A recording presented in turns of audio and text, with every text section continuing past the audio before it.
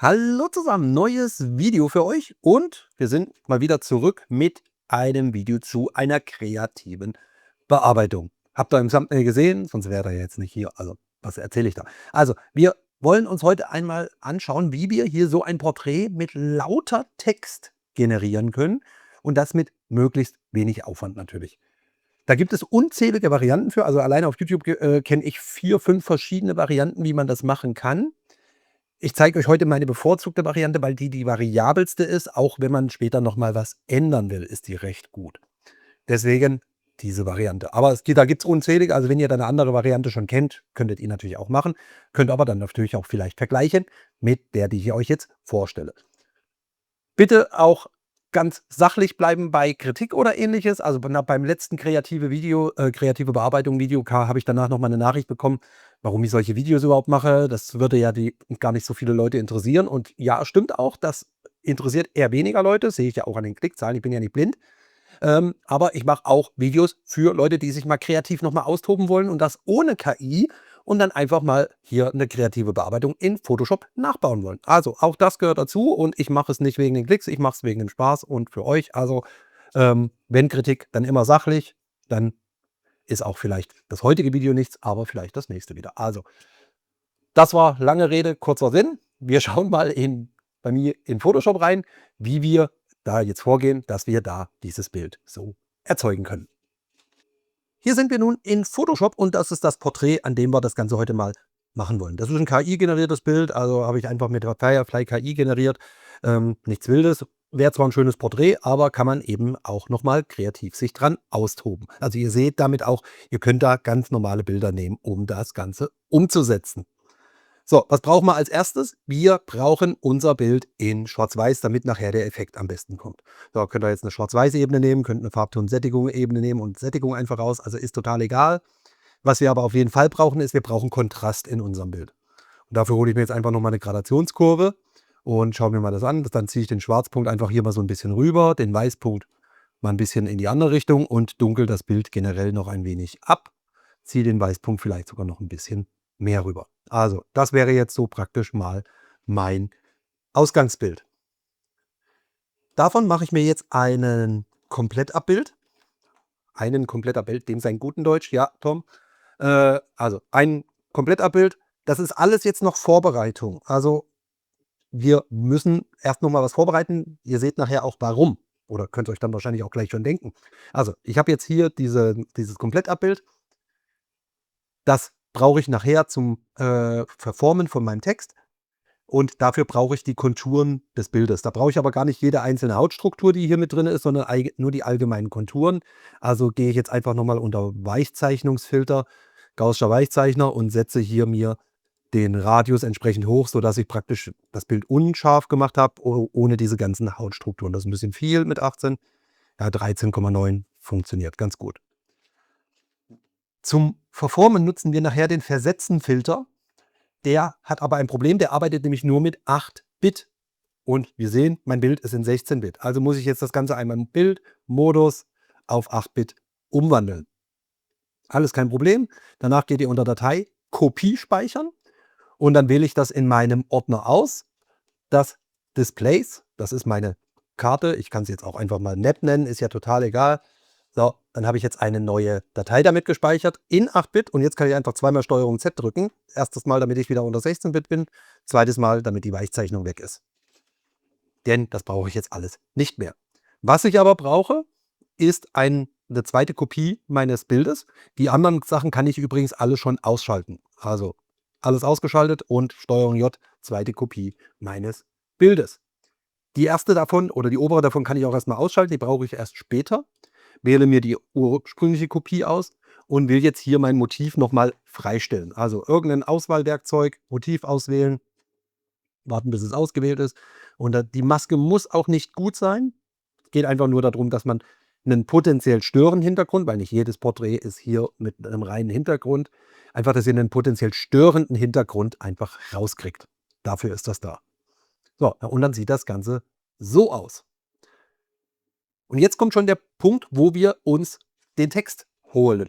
Der soll jetzt in unser Bild. Da stellt sich aber als erstes mal die Frage, wo kriege ich denn jetzt so diesen Text her und alles? Und ja, ganz simpel in der heutigen Zeit, entweder ihr schreibt selbst oder ihr fragt mal die KI. Also, ich habe jetzt hier einfach mal die Google KI befragt und gesagt: „Gib mir bitte eine Liste aus 200 Wörtern zum Thema Fotografie. Die Wörter sollen hintereinander weggeschrieben sein und nur mit einem Leerzeichen getrennt.“ Dabei kommt dann sowas raus. Weil hätte ich da den zweiten Part nicht geschrieben, wären die alle untereinander. Wahrscheinlich so wirklich als Aufzählung. Wir wollen es aber als durchgehenden Text. Und das ist jetzt auch das Schöne und Variable, wenn ihr das mal umsetzen wollt, denn ihr könnt das für euren Kunden, für euer Model, Freunde, für die ihr mal so ein Bild macht, ihr könnt das total gut personalisieren, indem ihr einfach das Hobby der Person irgendwie nutzt. Also, ich habe es jetzt hier Fotografie, klar, passt zum Kanal. Aber sag doch einfach mal, gib mir mal 200 Begriffe zum Thema Fußball oder 100 Footballspieler oder 100 Automarken. Spätestens da müsste ich sowieso die KI fragen, weil mir fallen bestimmt keine 100 Automarken ein. Aber da seid ihr extrem variabel und könnt das, wie gesagt, auch später ja noch mal ändern, wenn ihr das dann für jemand anderen mal machen wollt und so weiter, bla bla bla. Also, ich habe jetzt hier die KI gefragt, könnt ihr natürlich auch selbst schreiben. Es müssen ja auch keine einzelnen Wörter sein. Ihr könnt ja auch mal sagen, wenn es ein schönes Filmzitat, oder Ähnliches ist, ein Buchcover, hier Zusammenfassung, könnt ihr das natürlich auch da mal reinmachen, dass ihr da so eine Lebensweisheit als Text mit reinpackt. Also, Kreativität, keine Grenzen gesetzt. So, ich habe mir jetzt hier mal alle Begriffe so zusammen in 'nem Texteditor, damit ich's einfach schneller habe, so. Und dann sage ich jetzt einfach einmal Steuerung A, Steuerung C, damit ist es in der Zwischenablage. Dann gehe ich wieder in Photoshop rein, hole mir eine leere Ebene, gehe in mein Textwerkzeug und ziehe mir das einfach mal so auf übers gesamte Bild und kann jetzt einfach Steuerung V drücken. So, dann hätte ich hier meinen Text. Was wir schon sehen ist, der Text geht nicht über das gesamte Bild, ist ja kein Problem. Ich kann ja einfach nochmal Steuerung V drücken, dann habe ich ihn mehrfach. Ich empfehle euch auch, das ist aber so ein bisschen Geschmackssache von der Größe. Ich mag es lieber mit kleinem Text, aber wie gesagt, Geschmackssache, probiert es aus. Was ihr aber auf jeden Fall sicherstellen müsst, ist, dass ihr möglichst wenig Leerstellen habt. Gerade wenn man jetzt mal sich dieses Porträt anschaut, sehen wir, dass wir den 'nen relativ großen Zeilenabstand haben und versucht das euch einfach schon mal vorzustellen. Nur da, wo jetzt Text ist, werdet ihr nachher das Porträt sehen. Das heißt, ein Großteil der Wange ist gar nicht zu sehen, auch von der Stirn und alles. Zeige ich euch nachher auch noch mal, wie das aussehen kann, aber jetzt erst mal schon mal der Hinweis, eher nah beieinander. Und deswegen würde ich bei einer Textebene immer sagen: „Okay, zieht das Ganze möglichst zusammen.“ Also, ich hätte jetzt einen vertikalen Zeilenabstand nicht von 30 Punkt, wir gehen mal auf 11 Punkt, dann ist das echt nah beieinander. Ähm, Gefällt mir aber besser. Ich sehe aber jetzt auf jeden Fall schon mal wieder, okay, dadurch brauche ich den Text noch ein paar Mal. Also, nochmal Steuerung V und nochmal Steuerung V und nochmal und nochmal und dann habe ich das gesamte Bild gefüllt. So, kann ich jetzt bestätigen. Auch beim vertikalen Abstand könnte man überlegen, ob man das noch angehen will. Wir lassen es jetzt einfach erstmal so. Wenn ihr hier irgendwie mit farbigem Text schon drin wart, das Ganze muss schwarz-weiß sein. Also, entweder die Schriftfarbe auf schwarz setzen oder, und das, nutze ich, weil ich nutze auch ganz gerne mal vorgefertigte Texte, die ich nur als Bilder habe. Also, es muss ja keine Textebene sein, kann ja auch 'n alles andere sein. Dann mein Tipp erstmal, wenn ihr jetzt 'ne Textebene habt, wandelt die einmal in ein Smart-Objekt um. Wenn ihr da schon 'n Bild reingemacht habt, werdet ihr das sowieso schon als Smart-Objekt haben.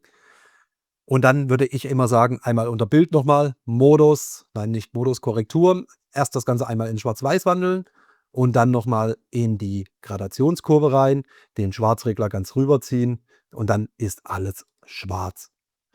Also auch wenn ihr vorher jetzt einen gelben Text gehabt hättet, wäre der jetzt schwarz. So, damit haben wir diese Sache auch gemacht. Und jetzt ist es einfach nur noch die richtige Anordnung. Ich ziehe mir diese Textebene jetzt ganz nach unten. Habe jetzt oben drüber praktisch nur meine beiden Porträts und das untere Porträt, da halte ich jetzt einfach mal die Alt-Taste gedrückt und erstelle mir eine Schnittmaske. Dann sieht das Ganze so aus. Warum sieht das Ganze so aus? Ich beziehe mich jetzt nur auf eine Textebene, die natürlich ganz viel Transparenz hat, und nur da wird das Porträt angewendet. Durch die Transparenz sehe ich das aber ein bisschen schlecht. Von daher gesehen, am besten unten drunter, unter alles noch mal eine Farbfläche und ich nehme da jetzt einfach schwarz, aber ihr könntet auch, wenn euch das irgendwie anders gefällt, natürlich mit irgendeiner anderen Farbe nehmen. 'Ne dunkle Farbe eignet sich am besten und dann haben wir das so. Und ruckzuck erkenne ich mein Porträt. Und im Endeffekt war es das schon fast. Jetzt geht es wirklich nur noch um den Feinschliff. Was ich euch erst einmal zeige vor dem letzten Feinschliff ist, hätte das ausgesehen, wenn diese Abstände wirklich größer gewesen wären. Das habe ich ja eben gesagt. Die sollten möglichst gering sein. Ich bin jetzt einfach nochmal in das Smart Objekt mit dem Text reingegangen und würde jetzt einfach sagen, okay, den Abstand setze ich mal wieder auf 30. Punkt. Damit sind die Abstände größer, bestätige das Ganze, schließe das Ganze und klicke auf Speichern. Und dann sehen wir, wie das jetzt aussieht. Und da sehen wir, ja, das sieht dann eher aus wie eine Jalousie, aber von dem Porträt kann ich wahrscheinlich schon gar nichts mehr erkennen. Also möglichst geringe Abstände, so einmal Steuerung Z, dann ist die Änderung wieder zurückging. Haben wir in der vertikalen haben wir es schon, in der horizontalen ist der Abstand vielleicht noch an manchen Stellen zu groß. Das könnte man angehen, stört mich jetzt hier aber nicht so wirklich. So, Feinschliff habe ich gesagt. Was ist der Feinschliff, den wir jetzt noch machen müssen? Wir erinnern uns, wir haben vorhin eine Map gespeichert. Die brauchen wir jetzt. Also wir wählen unsere Textebene aus oder also das Bild, den Text, was auch immer wir da drin haben, das Smart-Objekt mit eben dem Text, der da drin ist. Und dann gehen wir unter Filter, Verzerrungsfilter, Versetzen. So, dann müsst ihr jetzt hier Werte eingeben. Standardmäßig wird das bei euch wahrscheinlich mit 1010 vorgeschlagen. Können wir auch einmal machen. Dann wichtig auf Auswahlgröße skalieren, Kantenpixel wiederholen und so weiter. Bestätigt das Ganze und dann werdet ihr aufgefordert, eine Datei auszuwählen. Und das wäre die Map, die wir vorhin gespeichert haben. Und was passiert dann dabei? Der Text wird dadurch verformt mit Hilfe der Information aus der Map, die wir vorhin gespeichert haben. Und je höher die Werte sind, die ihr da angebt, also wir machen jetzt mal 2020, dann werden wir wieder danach gefragt, die Map wieder auszuwählen. Dann sehen wir, das ist deutlich stärker. Also da könnt ihr ein bisschen rumexperimentieren, was euch besser gefällt. 20 Pixel finde ich jetzt hier gut, aber das hängt natürlich von eurem Bild ab. So, was würde ich jetzt hier noch am Feinschliff machen? Ich finde den Text ein bisschen zu scharf. Würde ich nochmal unter Filter, Weichzeichnungsfilter, Gaußscher Weichzeichner gehen und würde hier natürlich jetzt keine 13 Pixel, weil dann erkenne ich den Text nicht mehr. Würde jetzt hier irgendwo sowas 1,5 oder so, sodass ich eine leichte Unschärfe im Text habe. Das reicht mir schon. Und jetzt das Letzte ist wirklich, wir haben ja oben noch eine Kopie, die wir vorhin ausgeschaltet haben. Wofür brauchen wir die denn? Die schalte ich jetzt mal an und dann sehe ich mein Originalbild wieder. Logisch, weil da ist ja alles drauf. Da habe ich auch keine Maske bisher, brauche ich auch diese Select Subject Maske, brauche ich da auch nicht, denn ich will hier eine eigene Maske. Ich halte die Alt-Taste gedrückt und klicke einmal aufs Maskensymbol, dann habe ich eine umgedrehte Maske. Und was ich jetzt mache, ist, ich hole mir einen Pinsel mit weißer Vordergrundfarbe, Deckkraft 30% oder Deckkraft 100% und Fluss 30%, je nachdem, wie ihr das wollt. Und das ist ein persönlicher Geschmack. Ich hole mir ganz gerne immer mal das Auge zurück oder die Augen, dass ich mir die noch zurückhole. So, kann man einmal so machen und dann sieht das Ganze nämlich so aus. Kann man auch noch an anderen Stellen, vielleicht an den Lippen, kann man das auch noch machen. Also ist alles persönlicher Geschmack, aber so mache ich es, dass zumindest die Augen, die sind ja immer sehr, sehr prägnant bei Porträts, um die geht es ja häufig, die hole ich mir dann zurück. Wem das Ganze zu stark ist, es bringt euch jetzt nichts, wenn ihr hier irgendwie die Deckkraft reduziert, weil das wirkt sich hier auf der oberen Ebene nur auf die Augen aus, auf der anderen Ebene wird es sogar noch dunkler und auf der Textebene bringt das noch weniger, weil dann wird alles noch dunkler, weil der Text ja schwächer wird, auf den sich die Schnittmaske bezieht. Was ihr machen könnt, ist, dass ihr bei der obersten Ebene nicht die Deckkraft reduziert, nein, auch nicht die Fläche, sondern ihr wählt die Maske davon aus und setzt die Dichte ein wenig runter. Weil je weiter ihr die Dichte runterzieht, umso durchlässiger wird diese Maske und umso mehr kommt das Originalbild durch. Also wenn ich das jetzt hier nur so auf 20% habe, habe ich schon fast komplett das Originalbild wieder und da den Text aber so leicht mit als Overlay drin. Also auch das könntet ihr machen. So, ziehe ich einmal wieder hoch, sieht das Ganze so aus. Also das wäre auch schon der komplette Effekt. Und der ist variabel, weil ihr könnt den Text jederzeit ändern. Den Text haben wir in einem Smart-Objekt, geht einfach in das Smart-Objekt rein, ändert den Text. Die Masken sind nicht aufwendig. Das war ein Select Subject und einmal Augen ausgemalt. Also da ist echt nicht viel. Trotzdem, ihr könnt natürlich extrem viel machen, indem ihr da unterschiedliche Texte und so weiter. Was ihr vielleicht auch schon mal online gesehen habt, ist, dass es auch so Texte gibt, die so waagerecht, senkrecht, diagonal ineinander gehen. Auch das könnt ihr machen. Die Vorgehensweise ist exakt die gleiche, nur anstelle der Textebene nehmt ihr diesen vertikal etc. Text, den ihr euch auch generieren lassen könnt. Und das zeige ich euch nochmal, wie ihr das machen könnt. Ihr geht einfach auf die Suchmaschine eurer Wahl und sucht mal nach Word Cloud Generator. Da findet ihr ganz viele. Da müsst ihr mal ausprobieren, welcher für euch am besten ist. Ich habe jetzt hier einfach schon mal einen offen. Das ist wordclouds.com. Da kann man relativ viel machen. Er ist ein bisschen umständlich in der Handhabung, finde ich persönlich. Ist aber auch eine persönliche Geschmackssache. Und da könntet ihr auch sagen, dass ihr jetzt einfach sagt, okay, use Words from Text, und irgendwo hatte ich ja mal hier meine ganzen Begriffe, die nehme ich jetzt einfach und kopiere die hier rein, klicke unten auf Apply und dann werden all meine Begriffe hier einmal reingespielt. Ihr müsst natürlich könnt noch so ein bisschen die Schriftart auswählen. Was auf jeden Fall noch gemacht werden müsste jetzt hier ist, dass da ein transparenter Hintergrund ist, weil jetzt ist es ein grauer Hintergrund. Dann wirkt das in Photoshop ein bisschen komisch, funktioniert auch, aber mit transparentem Hintergrund wirkt es am besten. Manche von diesen Generatoren, die erzeugen euch auch eher farbige Ergebnisse. Also hätte ich jetzt zum Beispiel hier einmal auch Transparenz, aber eben mit farbigem Text. Und dann müsstet ihr, das hatte ich vorhin gezeigt, das Ganze auch nochmal in Schwarz-Weiß, bei der Gradationskurve Schwarzregler ganz nach rechts, und dann ist das Ganze auch dunkel. Also auch das könntet ihr reinziehen.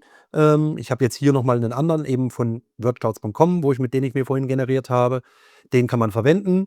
Gehen wir einmal kurz in Photoshop rein, um euch einfach zu zeigen, der Unterschied ist wirklich keine Textebene, sondern ich ziehe mir genau an der Stelle jetzt einfach dieses Bild rein. Die Schnittmaske bezieht sich jetzt da drauf und dann ist das eben dieses Bild, was ich mir online habe generieren lassen und hier mit reingezogen habe. Also auch das funktioniert, dass ihr dann hier wirklich quer unterschiedliche Größen, hochkant und so weiter.